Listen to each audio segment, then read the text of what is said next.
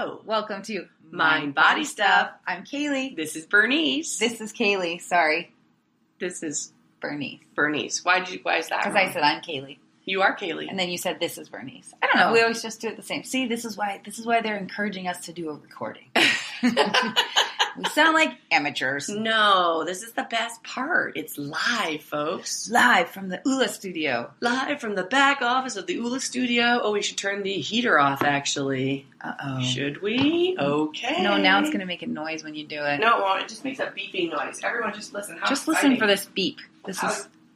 Whoa. Now the heater's off. Heater's off. Guys, this is our third snowiest and third coldest February on record. Oh my gosh, it's so snowy. My husband's gone, and I'm like, how will I shovel my driveway? Like, there's so much snow. Like, when I'm shoveling, there's no place to put the extra snow. No, there's so much snow. Like, I jam it up, and it's like 5 feet higher.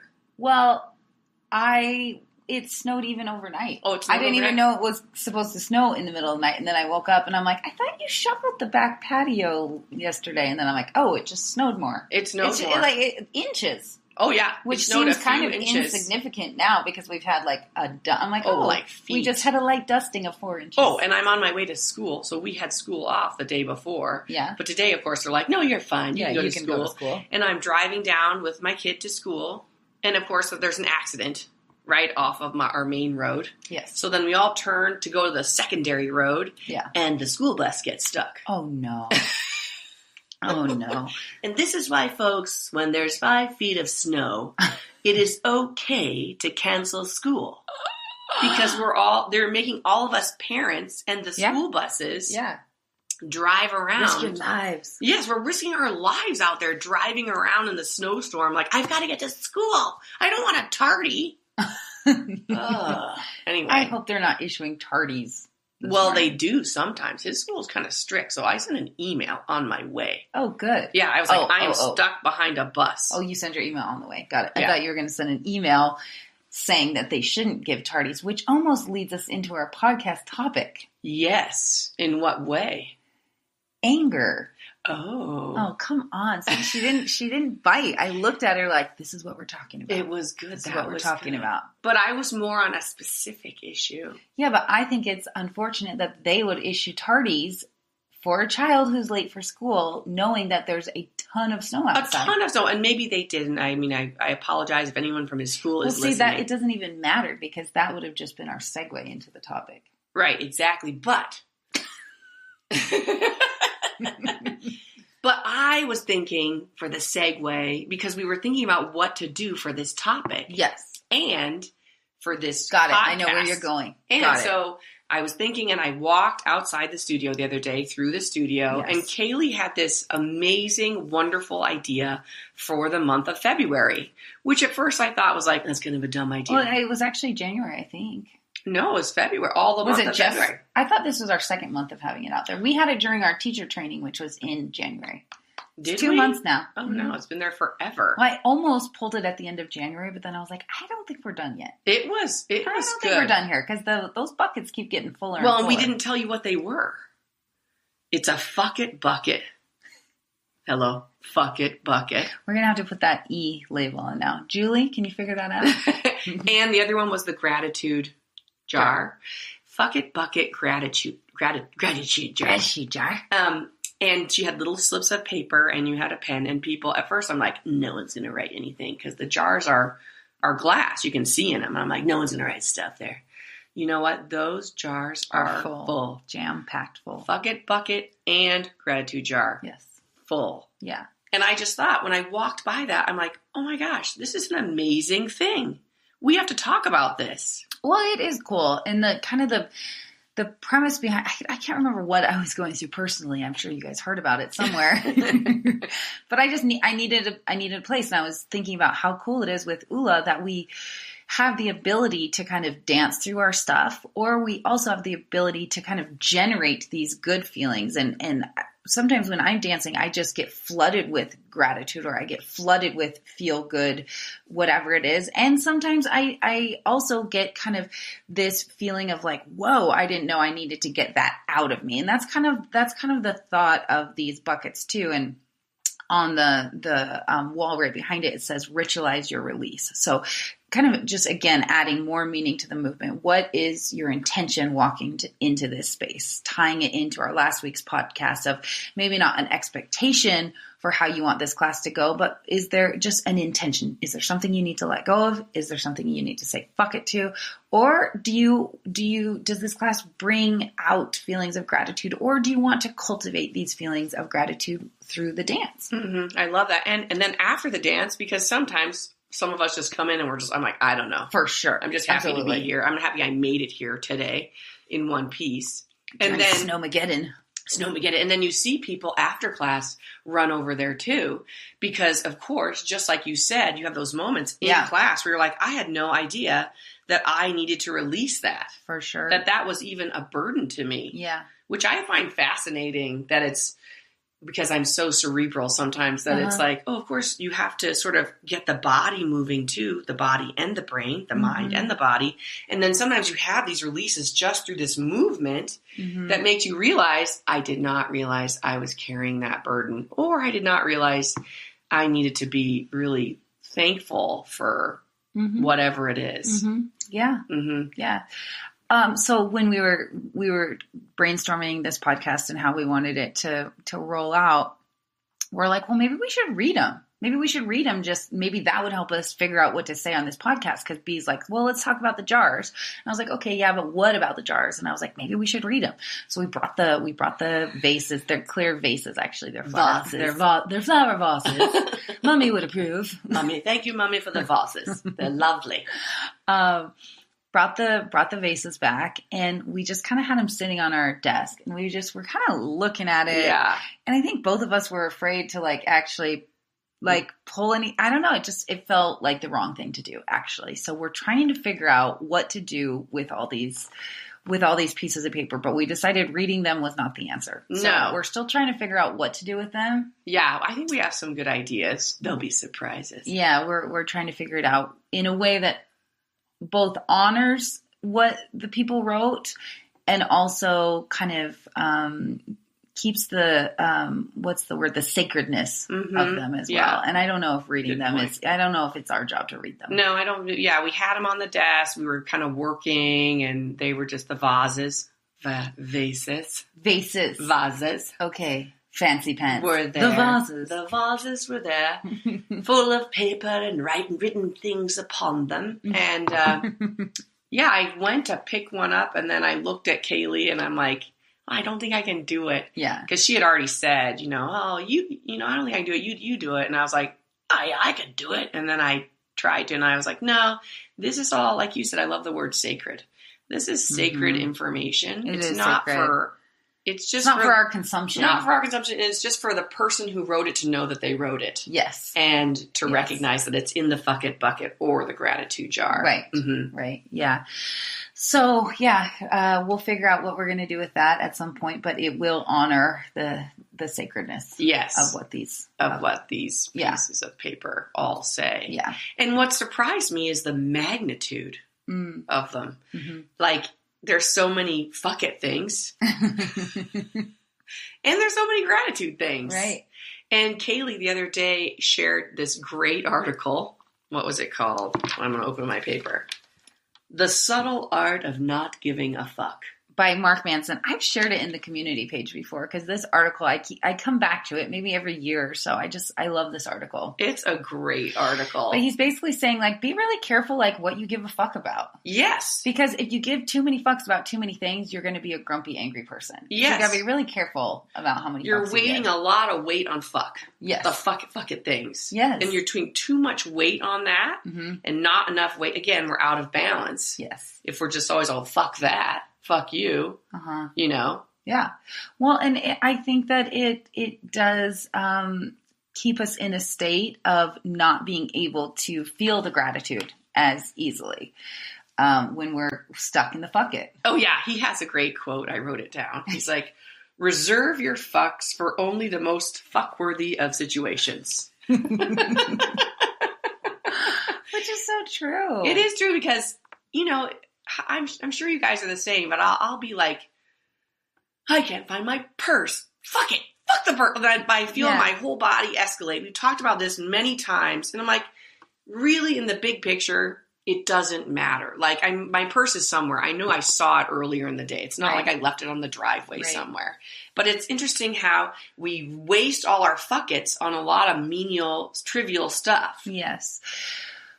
So I feel like whenever things are just right and when things are happening the way that they're supposed to be, I get so many signs from the universe that think that, yes, okay, this is the right path. This is the right path. This is the right path. So just this morning, I love my Wednesday mornings now. So Rob takes the big girls. Piper's not even 2, but she's now a big girl. Poor girl. I know. Poor thing. She got forced to grow up. So he takes the big girls to school. I'm at home with Frankie. So like, for example, this morning I cleaned up the house and I took my chicken carcass and I boiled it into a stock, and then I used the stock to make like this lentil soup that I love this morning. And I had time to respond to some emails and to just feel the peace and calm of my home. And my baby was just actually super happy this morning. And I decided to turn on a podcast. And so I love Oprah's soul sessions. Soul sessions. Super soul conversations. So I don't know. Why did I call it soul sessions? I know, it sounded good. Well, obviously it wasn't right. It couldn't even come out of my mouth. Yeah, they probably super soul conversations. And so I picked one that looked interesting. I didn't really think it had that much to do with what we wanted to talk about this morning, but it was a conversation with Thich Nhat Hahn. Thich Nhat. Hey, Thich, how you doing? Thich Nhat Hahn. Hey, Mr. Thich. Oh, that's Robin Thicke. He did that song. No, sorry.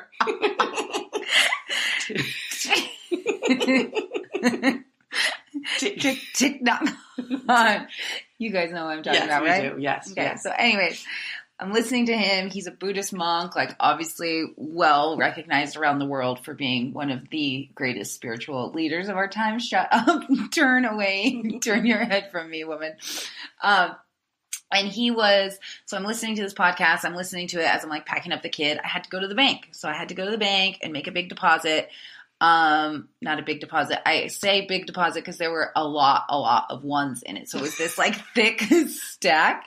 And as I'm putting it into the machine, listening to Rob and Thich talk about being Zen and like, all of that. I'm getting super frustrated because the machine can't take it. So I basically broke the machine and I had to pull the envelope back out, and then I had to like back up in the line at the bank and then pull into a regular person's lane. Human. And I was giving a fuck.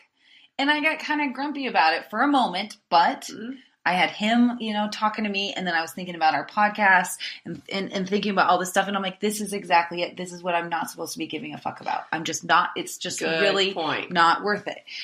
But for me, where I get conflicted is, okay, so as I'm listening to this like Buddhist Zen monk talk about, compassion and meditation and how we don't want to be, how we don't want to be affected by these little things, Oprah, literally, you guys, in that moment, as I'm like pulling this envelope full of ones out of the machine that then I break and it says it cannot accept my deposit, she said to him, is there a purpose for anger?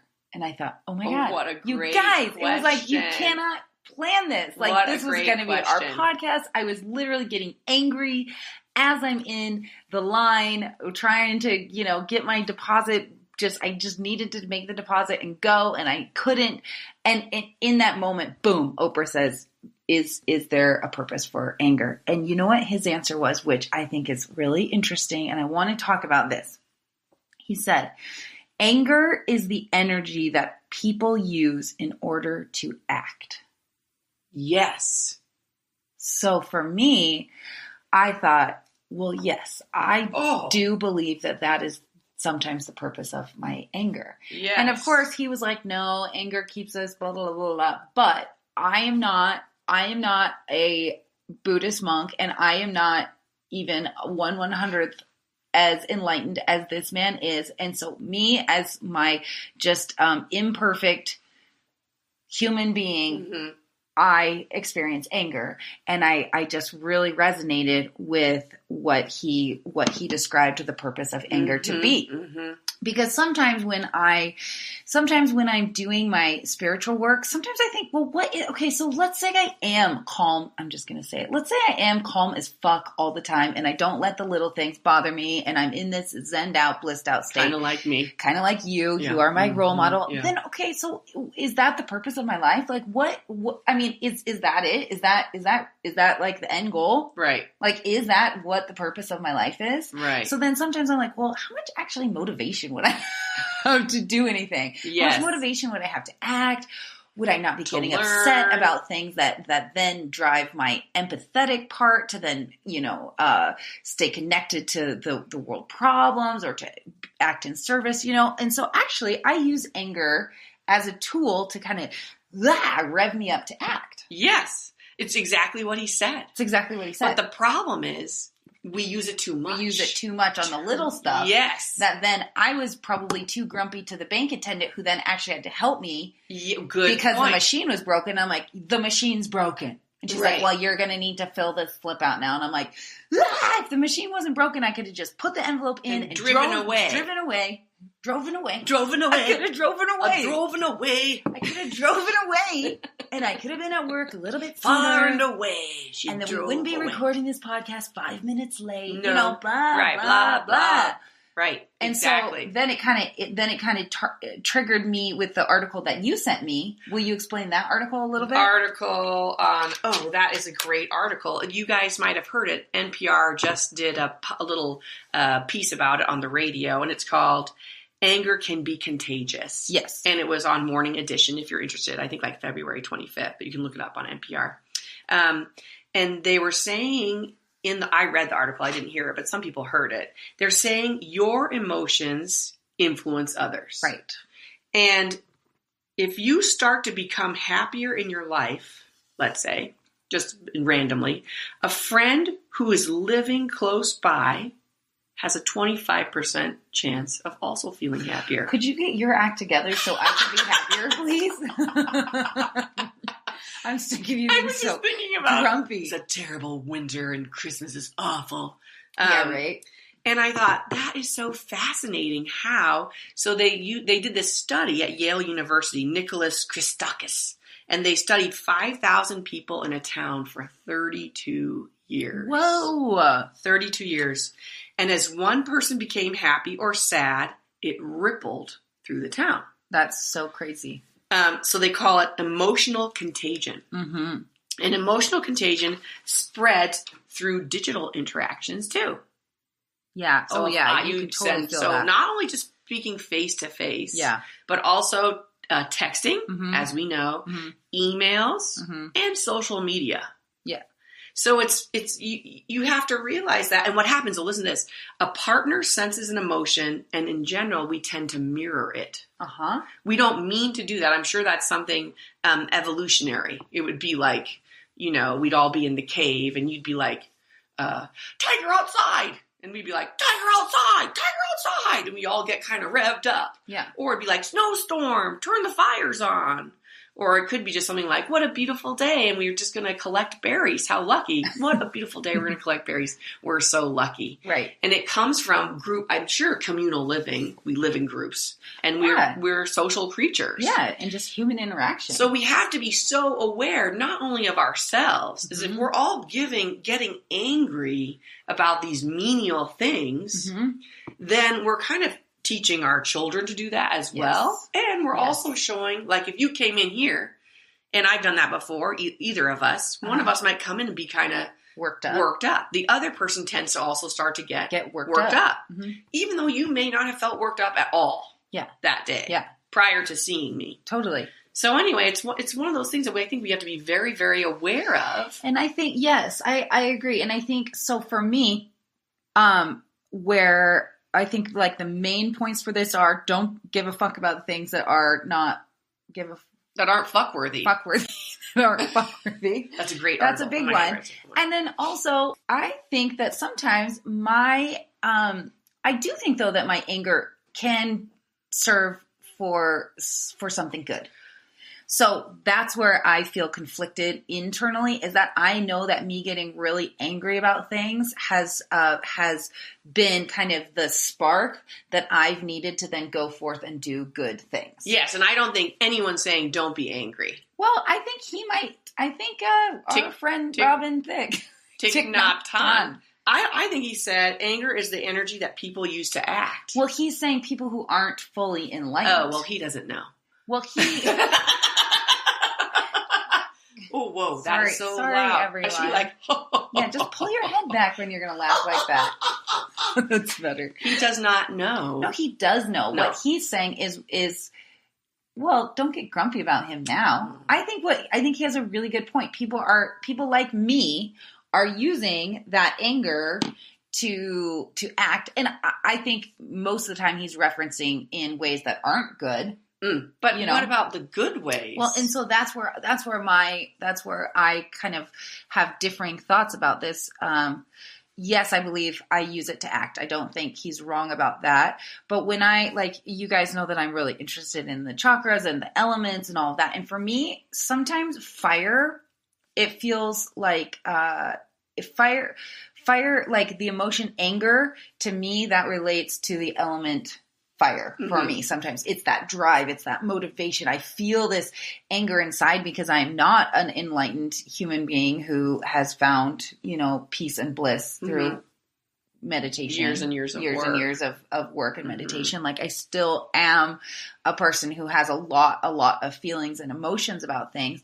And so I sometimes like my anger when it can drive good, or when it makes me feel like, okay, yes, like, again, most of because we talked about it on the podcast a lot, all of the stuff that was happening with separated families at the border, all of that made me really, really, really pissed off. It made me really pissed off. And because of that, I think that I had some actions that followed that then were empathetic, that they weren't, my actions weren't angry, but it was my anger that then sparked actions that were empathetic. Mm-hmm. Yes. That were generous. I donated thousands of dollars. I feel like I talked about it openly. I hopefully was able to spread awareness in ways. I felt like I could do a tiny, tiny, tiny little thing from my anger. Yes. That actually hopefully served the greater good. Right. So I don't think that anger needs to completely go away, but yes, I think I need to be very careful about not letting the little things bother me. And I think that's the work of being a human. Oh yeah, and how we spread it. Mm-hmm. How we spread it. That's the thing. I thought you said a great thing where you're angry at the freaking machine because your wad of ones was too big. Right. And so the machine broke, and then you said, unfortunately I may have taken it out on the teller. So it's like, that's when we can have anger, but we need to be aware of that spreading of the anger. Exactly. I totally agree with that. And exactly. I use anger too in the same way as a fiery tool, but I also do spread it sometimes as people around me, I think indicate. That's normal. So can I tell a really funny story? But isn't it helpful though? I was just thinking this, like, it is helpful when you have people around me and they're like, you seem angry. And then because you almost sometimes when you're caught up in it, I'm not really aware. I'm kind of I'm in the action part. Yeah. Like, I'm going to do something. Yes. And they're like, whoa. Hold up. You seem very worked up about this. And I realized that is super helpful to have that feedback. So they're not letting me spread it on them, basically. Well, when we were in Vegas years ago. Remember when you were so grumpy about the pizza? I forgot about that. So it was like day 3 or something, and it was like our last night there, and we were just like all hungry. We hadn't eaten, so we were all kind of like, should we eat here? Should we eat there? Where do we want to go? Like, it was taking forever. No one could make a decision, and you know that Bernice, when her blood sugar gets off, she gets heinous to be around anyways. But then you were just kind of grumpy, like you were just kind of. I was tired. I think done. Yeah. I think you were just done, and like she was just sitting in her anger, and she's like, no, I just want one slice of pizza, and just like so we like got our pizza and we went and sat down, and I looked at you and I'm like, oh, and you weren't engaging, you were just like on your phone, you're just like looking down on your phone, and I said something like, what did I say to you? It was funny. I'm like, oh, are we boring you or something? Oh, you did. You I was said. like, oh, are we boring you? Because I just like kind of wanted to call you out on your anger. And what did I say? I can't remember. I think I said, yes, you are. Yes, you are, actually. But then I think what that did is it like diffused it a little bit. It was kind of like, you don't get to just sit there in your anger because I'm going to be like, why are you grumpy, dude? Well, and then I'm controlling the whole situation with my mood. With your mood. Yeah. Because then the mood changed of the group because obviously there's somebody who won't even engage, won't look up, staring at their phone, won't eat. No, I only want one piece. When you were starving. I'm like, you need more pizza than that. You're like, no, I don't. And you're just sitting there all grumpy. But yeah, it's like sometimes it's nice when someone can just be like, hey, what's going on here? Yeah, what's up? Why are you grumpy? Yeah, because you don't angry? even realize. Why? Yeah, I know I'm angry, but I don't realize I'm spreading it. Yes. So effectively, like everyone's like, yeah, you know. So wait, I want to tell a really funny story that happened yesterday about, again, this whole situation, which is just fascinating to me. And I love it when you guys out there say you have no idea how timely these podcasts are. Like when you all are feeling things going on in your personal lives that just are completely in sync with what we're talking about. And I think that just, I mean, we're collective beings. We're part of a collective energy system. And I think it's totally fascinating. We're like aspen trees. Yeah, we are like aspen trees. I love that. So anyways, after Ula won yesterday, one of the women who was there, she was like, so I work with one of your ex-boyfriends to me. And I was like, oh my gosh, who? And we, she said who, and we were talking about, and I was like, oh, he was such a great, first boyfriend, such a great, first person to be in love with, just such a sweet person. She's like, yeah, and he's really funny too. I'm like, yeah, he's totally funny. And we were saying all these nice things. And then someone laughed and they're like, yeah, but Rob's funny and sweet too. And we were just joking. And someone was like, no one came before Rob. And I'm like, yeah, nobody came before Rob. Or, just we were laughing because we had just been praising my ex-boyfriend. But then we're like, no. Rob's Rob's my person, Right. So then Rob, so we're, getting ready to leave the front office. So then Rob comes in with Frankie to do the handoff. And he was so grumpy. He wouldn't even look at me. He basically puts the car seat in my hand and it turned around and walked away. After we had just been praising my ex-boyfriend and then being like, no, but Rob's wonderful. Of course he's the one I should have married. He's the one you picked. Thank goodness. It was so funny. And it was in front of people. And so that just kind of made me feel embarrassed to be like, why are you being such a dick? Yeah, especially after we were just at my place of work. You. Yeah. And of course he didn't know that part. So I get on the phone and I call him. I'm like, dude, I don't know why you're so grumpy. And the thing is, Frankie won't take a bottle. So imagine spending 2 hours while I was teaching and all zenned out with Ula 1 and feeling so great and having a wonderful conversation after, it was just, I was obviously in this really, really sweet space feeling so good. And he's dealing with a baby who will not take a bottle. That is incredibly stressful to have a baby screaming for that long. Yeah, she won't be satisfied. So can you imagine how he felt inside? And he hadn't been able to work. It was 11 o'clock in the morning. He hadn't gotten to any of his stuff yet. So obviously, but what I did is he came in the door and I felt this energy and this intensity. So what do? It's exactly what that article says. I matched him. So I picked up the phone and I was basically like, I know that it's hard to have a screaming baby, and I'm sorry about that, but maybe you should get on Google and figure out how to make her take a bottle. And I'm like, and by the way, don't punish me for this. This is not my fault. And then, blah, blah, blah, blah, blah. And then we were texting back and forth a little bit. And he's like, you know what, Kaylee? He's like, maybe when I walked in, maybe what you should have asked was, are you okay? Oh, rather than just yelling at me basically for me being frustrated with the situation. And I was like, that is so true. Yeah. I'm sorry. Point. But he came in with that energy and I matched it. It's exactly what that article says. Yeah, that you mirror it. And what he needed me to do was just say, hey, are you okay? I can imagine that was a stressful situation. Such a good point. That is such a good point. Another thing that our wise, Thich Nhat Hahn said, he said in the same podcast, which is so fitting, he said, when you're in partnership, which, I mean, he's a monk. He's not in partnership, but it's great advice for those of us who are in partnership with other monks. At the monastery? I don't think they're allowed to do that. I mean, not partnership, but I mean... Look at your laugh was super big too, right there. It's different. Yeah. Look, I moved way back. You did move back. But he said he gave like 3 mantras that were really good within a partnership. And the first one is just to say, darling, I am here for you. He said, presence is the greatest gift you can give to anyone. Darling, I am here for you. Another one was like, when your partner is like struggling with something, just to say, darling, I know you're suffering and I'm here for you. Oh. And I just thought that was so good. And I should have approached that differently. Yeah. But I didn't. And now I'm thinking about it and reflecting and, and learning from it. Hopefully you all, and I posted in the community, like sometimes I wake up in the middle of the night thinking like, why the hell do I tell all of my worst parenting moments, my worst partner moments? Like, what is the point? Why are we turning the microphone on and telling all the ways that we fuck up? I know, because we're really quite good. But then I was like, well, hopefully it serves. Hopefully it's, yes, and it's the same thing of, we all share, it's like social media. You all share the good stuff. I mean, most of us do. I was just thinking that today. I was getting so mad about like, I'm so sick of seeing everyone so happy in their bathing suits on the beach somewhere, like, I don't know. I was feeling angry about it.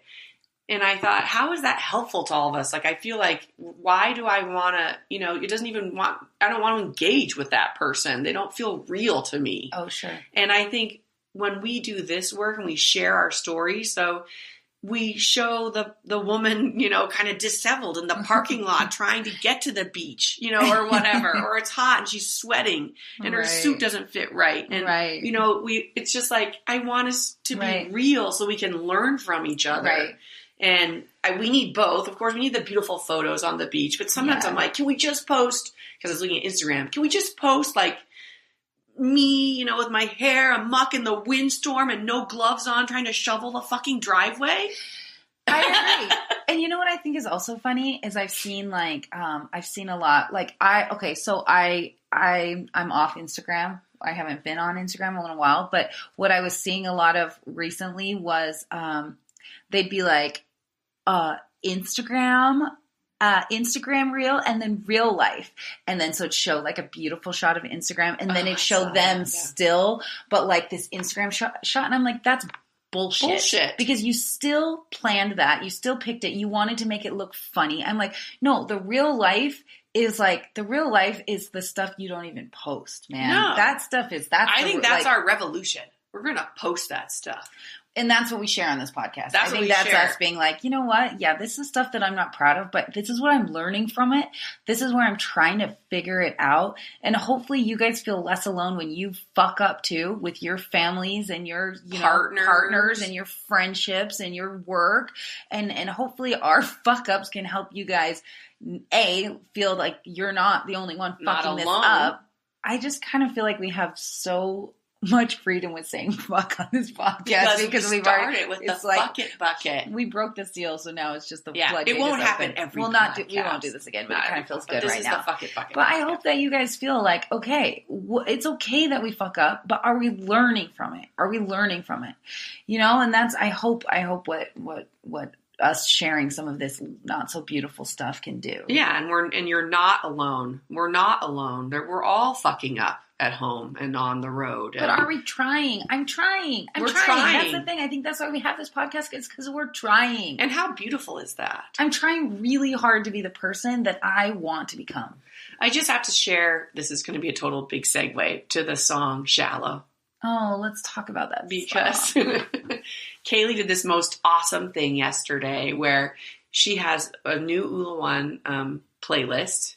And I did it yesterday for the first time. I haven't been able to do it because I broke my rib, but it's totally fine now. You guys heard about that in Twin Cities. It's a broken rib. It is a broken rib. She's hardcore. She was like, yeah, I'll teach. I'm fine. I can teach. She can't even lay down. Yeah, I'll teach. So I couldn't lay down to do a class because the rib is on the back. So it would be rolling on the rib. But now it's been like 4 weeks. And so the rib is feeling way better. So she did this most amazing class. And in the class, Shallow is in one of the songs in the movements. But she blows us away by doing it as the Shavasana song. I was like, Oh my God. Ballsy. I know. I was like, can I do this? That Is this was allowed? so ballsy. It was the perfect time to do it. And one of the reasons for me, it was the perfect time because we just watched a video about how Lady Gaga and her music partners made the song. Mm-hmm. And how it was just this amazing, they all got together sound like a house for days. I think, yeah. And they all shared like a bunch of deep, kind of messy. They shared their pain. And they could tell when they were doing the interview, it's on YouTube, by the way, they're all kind of touching each other and like, we shared this and this is how we got to this song. And I think that's what we're doing in this podcast and what you guys are doing in your lives, because I had to write down the things she wrote. That one thing is, you want to be, I didn't write down the quote, the diving into the deep. Oh, I have it on my phone. Right, yes, good. Because you put it, you pulled that quote out and posted it somewhere, and then I shared it. It totally struck me. Dive off and swim into the deepest, darkest parts of the ocean. I love that too. I mean, because you think the song is just about this love affair, kind of the shallow, getting out of the shallows into the deep. But they were saying how much bigger it was than just this particular love affair that they're. Well, and she also said, she's like, I mean, look around. You guys literally all have your phones out. Yes. And I love that because that's shallow living. That living through our screen and communicating and getting angry at one another or, whatever's happening through our phones, it's a more shallow existence than what we're capable of. And I think that they were basically saying like, I don't want to live shallowly. I want to live the depth. I want to live this big, full, deep, and at oftentimes dark life and dive in. Dive in. That's like, let's go there.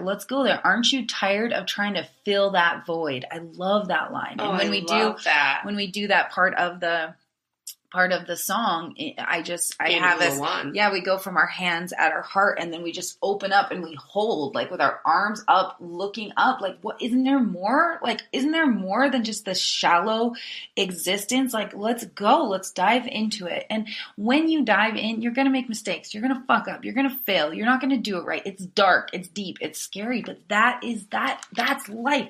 Oh my gosh, I just found also, you guys, everything lines up when you're on the right track. That's what I have, look. No way. I sent her this quote yesterday. I love this quote. I just randomly found it. It's an Ernest Hemingway quote, and he said, you read it, you have a better voice. So, he said, try to learn to breathe deeply, really to taste food when you eat, and when you sleep, really to sleep.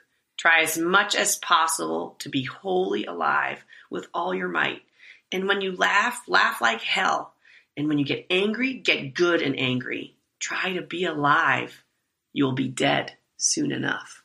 Oh, so I'm good. like, and that's exactly what she's saying is like, because if you say to someone, me as a swimmer and a surfer, when you say go into the deepest, darkest parts of the ocean, I'm like, Oh, for sure. There's some scary stuff down in there, yes. For sure. But, when you're out there sometimes in the deepest, darkest parts of the ocean and you're surfing, you're like, I am so connected to this place and this earth, to everything. Because you feel like you're just a minuscule, teeny part on this deepest, darkest ocean. And you're thankful. It's almost like that's awesome. All the fuckets I give every day don't fucking matter. Yes. Because right now in this moment, I'm just part of this place. And I'm not a surfer, but that's how I feel when I hardly ever do this, but when I look up at the stars at night and when I just realize that all the little things that I'm giving a fuck about, they don't matter. Yeah. I'm robbing myself of my own joy. Yes. Yeah. And I don't want to do that anymore. No, life's too short. Like you said, you'll be dead soon enough. You will. And I don't know. Like, I feel like I've had a few things happen recently that are helping. I think my phone use has decreased so much. And like I said, I took basically everything off. It works as like a phone and text and email and internet basically at this point. And I feel that has made me so much more present. I think now that Frankie is almost 3 months old, like I think we've hit this turning point I feel like things are starting to feel like I'm able to stay more present and not feel anger as often. Like for me, that's kind of a go-to emotion when I'm overwhelmed. Mm-hmm, mm-hmm. Like I go to anger Mm-hmm. when I feel like I cannot possibly control everything, or not even, I mean, that's the word. Like I'm trying to control things and I can't. It feels out of control. That's a good point. My go-to is anger, and I feel like I'm going there less and less. I think many factors are involved, but then it's a reminder. This is how I want to feel. Mm-hmm. I don't want to go to the anger. I don't want to go there every time. Now, yes, when I'm angry, I want to get good and fucking angry, and then I want to do something about my anger. And that's what I always say when I'm teaching Ulawan, like use this fire that you feel, use this fire. Like, what is it your fuel for? What is your action after this anger? Activate the anger, feel it. But now what are you going to go and do with that anger? Don't let it be in vain. Don't just get angry to get angry and let it fester inside of you and then fester to the people that you communicate with. As a contagion. Yeah, don't go make it fester in the bank teller. Like, what are you going to go and do with that anger? And hopefully it's of use. Yes. Let it be of service. Yes. May I be of service. May my anger be of service. Let it be of service. And save that anger too for the big stuff. I think that's what that fuck it thing is about. For sure. Sometimes like realize if you have that ignition of anger, is this valid? Yes. Is this amount of anger valid for I this love situation? That question. I love that question. Just stop and ask. Just stop and ask. Second. Is it worth it right now? Yes. Is it worth it? Is this worth ruining my joy in this moment? Is it worth it? Yeah. Right. It's a good question. Sometimes it will be. Sometimes it is. Sometimes Absolutely. it will be. Sometimes it is. Sometimes it won't, though. So more often than not, for me, it won't. Yes, moi aussi, as we say. Moi aussi. Un croissant, s'il vous plaît. Un croissant, merci. Chocolat. Oui. Oui. Et un verre de vin. A green. No, isn't that a glass of wine? Un verre. De vin. Yeah. De vin. Yeah, de vin. Un verre de vin, s'il vous plaît. Ah ouais. Vin rouge. Vin rouge. Ouais. Ou blanc. Non, rouge. Ou rosé. Pour moi, rouge. For you French speakers, enjoy. They're like, good job, you guys. You can get drunk. That's great. Here's another photo of us drinking in France. Having a wonderful time. Oh my As I gosh. yell at the maitre d'. I want a better seat. Take a photo, Kaylee. Look how happy I am. Look happy. We're in France together, having the best time.